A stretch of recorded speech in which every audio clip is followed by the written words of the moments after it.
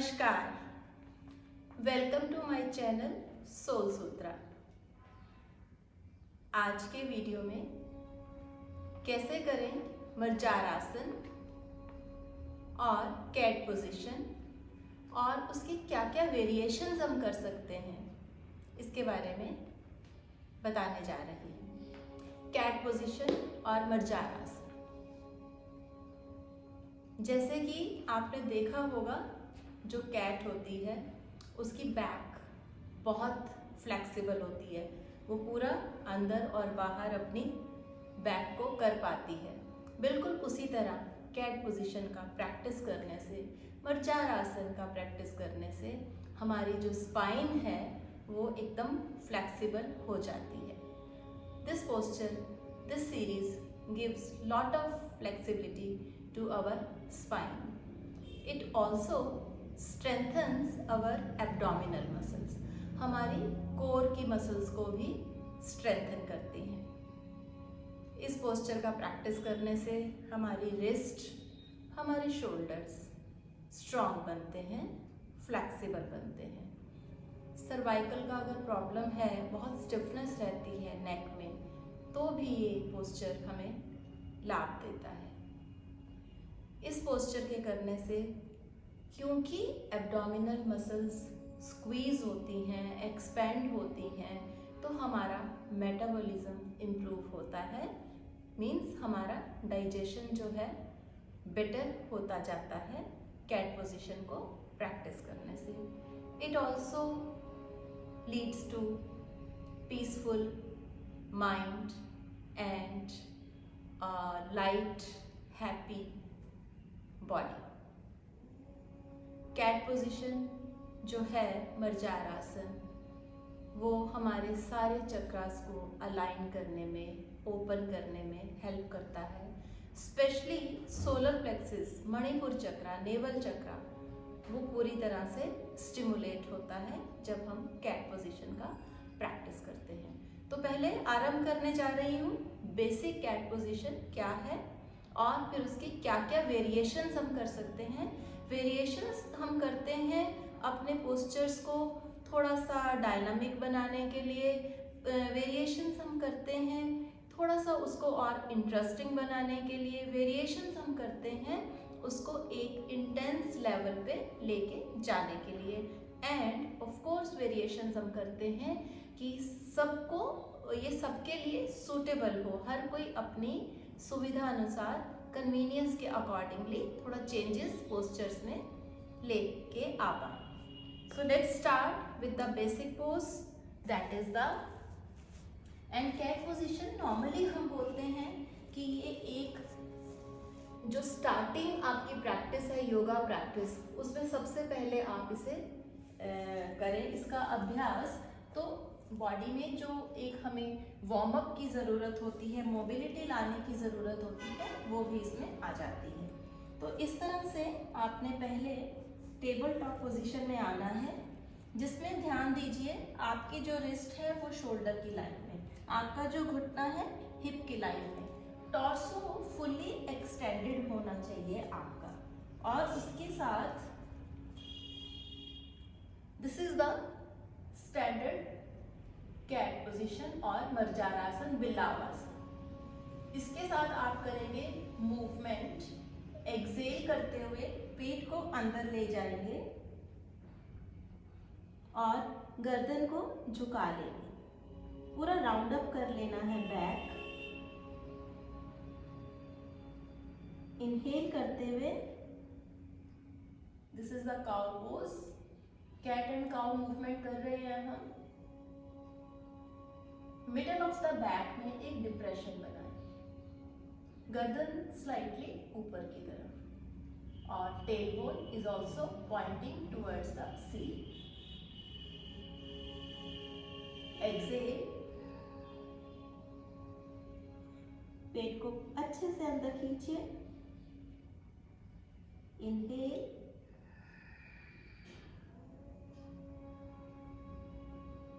Excel,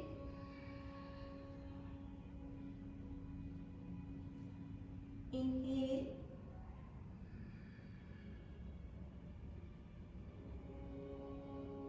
exhale.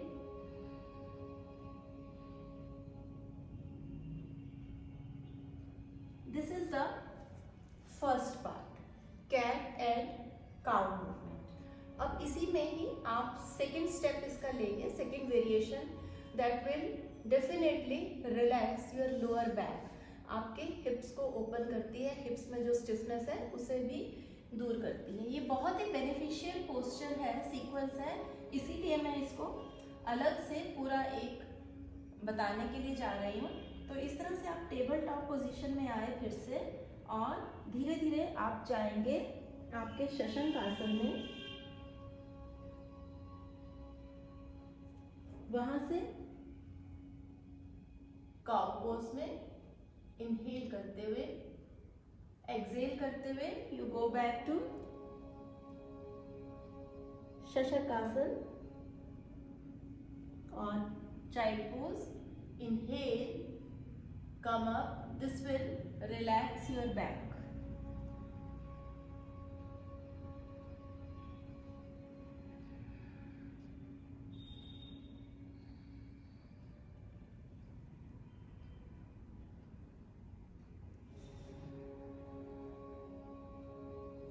तो ये आप मूवमेंट्स कर सकते हैं. पहला जो आपने कैट एंड काउ किया, आप 15 से 20 बार उसे रिपीट करें, और 8 से 10 बार शशंक आसन एंड काउ पोजीशन को, डायनामिक स्ट्रेच को आप प्रैक्टिस करें. इसमें आप अपनी सुविधा के अनुसार, जैसे अगर किसी को बहुत ज़्यादा स्टिफ नेक है तो वो सर्वाइकल है एक्यूट इस समय, वो गर्दन को न्यूट्रल रखें जहाँ पे कंफर्टेबल है, बार बार उसे इस तरह से मूव ना करें. अगर आपको रिस्ट में प्रॉब्लम है तो you can always put your forearms and then perform with this. तो उसमें अगर आपको रिस्ट में इंजरी है या रिस्ट इतनी स्ट्रांग नहीं है, पेनफुल रिस्ट है, तो आप इस तरह से फोर आर्म के साथ भी कर सकते हैं.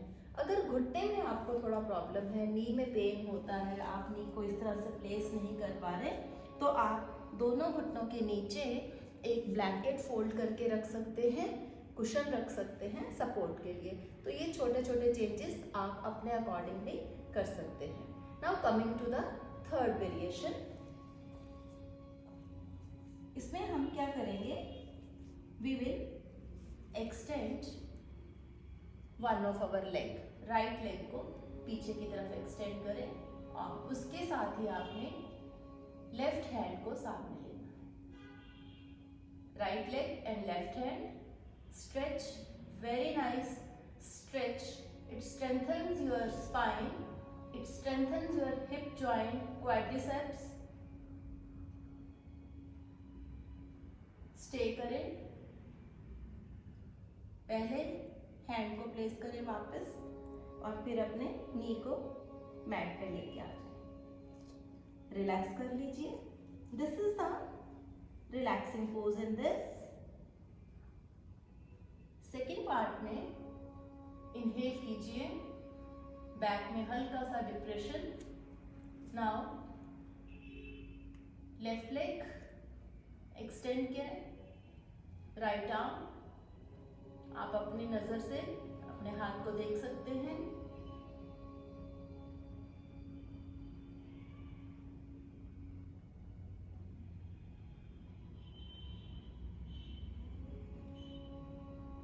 हाथ को वापस रखें, घुटना वापस, and again relax in child pose.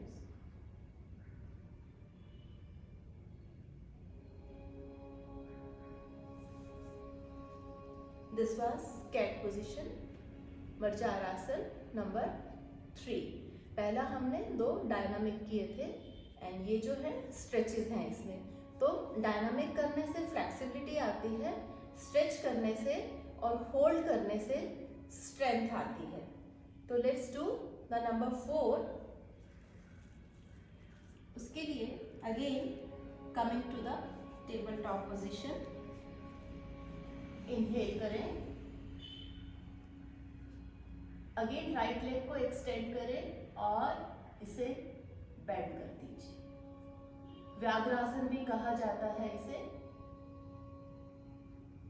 Thai को एकदम टाइट रखें, ये पोस्चर आपके क्वाड्रिसेप को और हिप को स्ट्रेंथन करता है।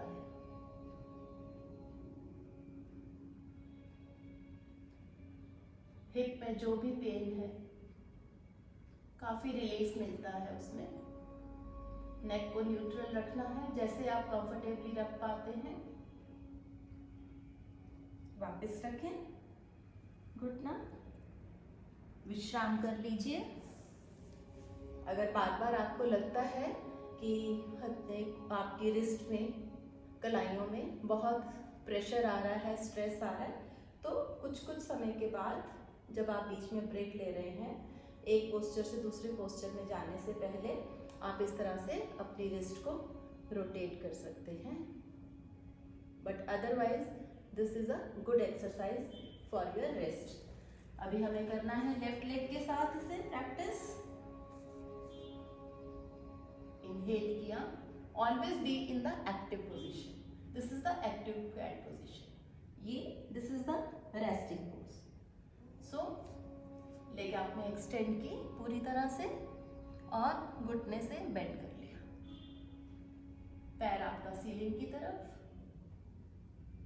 ये ध्यान रखिए घुटना आपका 90 डिग्री पे से अंदर की तरफ नहीं लाना है, ये बेंड रहे। Feel the stretch in your quads, thigh muscle, hip muscle. Straighten करें एंड कम बैक। विश्राम मैंने आपको बताया है। You can always rotate your wrist, you can always rotate your shoulders so that थोड़ा थोड़ा स्ट्रेस आता है, प्रेशर आता है, आप उससे रिलीफ ले पाए। The next variation in this will be, जिसको कि हम गेट पोज भी बोलते हैं। उसके लिए आप इस तरह से वापस आ जाएं कैट पोजीशन में, टेबल टॉप पोजीशन, और एक लेग आप पीछे की तरफ लीजिए और फिर उसे घुमा के सामने लाएं। पैर को प्लेस करें हिप की लाइन में। फर्स्ट पार्ट में आपने जो लेग आपने एक्सटेंड की है वही आर्म आपने रेज करनी है।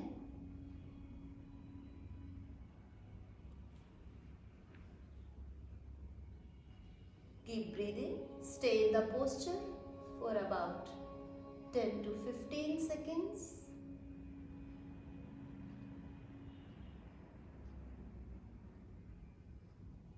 After that, come up and have the opposite stretch.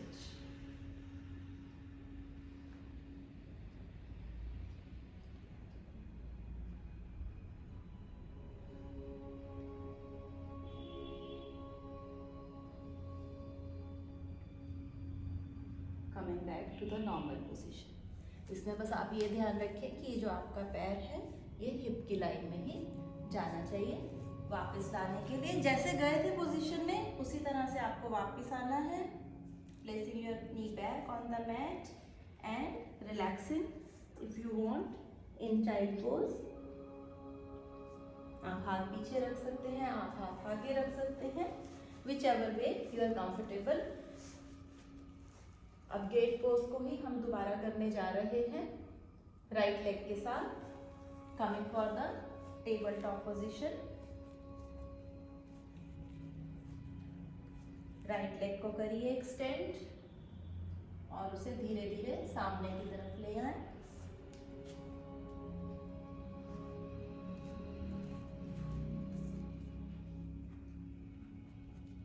Raise your arm. आप अपने हाथों को देख पाते हैं। कंप्लीट स्ट्रेच कीजिए, चेस्ट ओपन।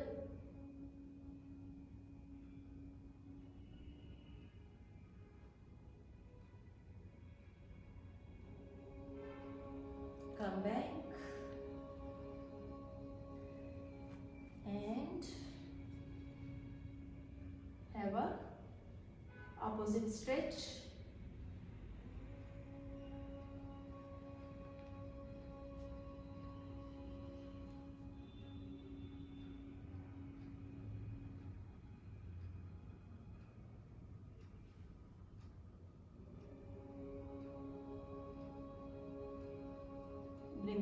डाउन, दोनों हाथ प्लेस करें, लेग को पहले पीछे एक्सटेंड करें, फिर वापस लेके आए टेबल टॉप पोजीशन में एंड रिलैक्स।